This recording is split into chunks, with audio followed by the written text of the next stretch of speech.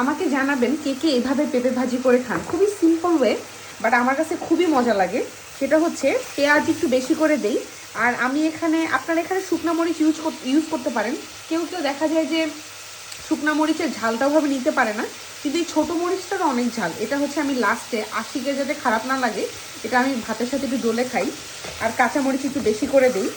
এই পর্যায়ে একটু হলুদ আর লবণ দিয়ে ভেজে নেই। হালকা একটু ভাজা ভাজা যখন হয়ে যায়, তখন আমি এই যে এরকম মসুরির যে ডাল, ওইটা আমি দিয়ে দিই। মসুরির এই ডালটা দিয়ে দেওয়ার পরে এটা দিয়ে আমি একটু ভেজে নিই।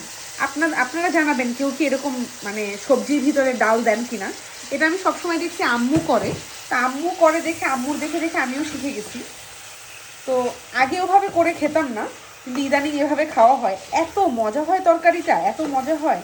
আর দেখা যায় যে ইউকে থেকে যে ডালগুলো আমরা কিনি, এটা খুব তাড়াতাড়ি সেদ্ধ হয়ে যায়। তো এই জন্য দেখা যায় যে এই অবস্থাতেই হিটটা যদি একটু কমায় ঢেকে রাখি, তাহলে খুব পারফেক্টলি একদম কুক হয়ে যায়, মাখা মাখা একটা স্বাদ আসে গরম ভাতের সাথে। অসাধারণ অসাধারণ।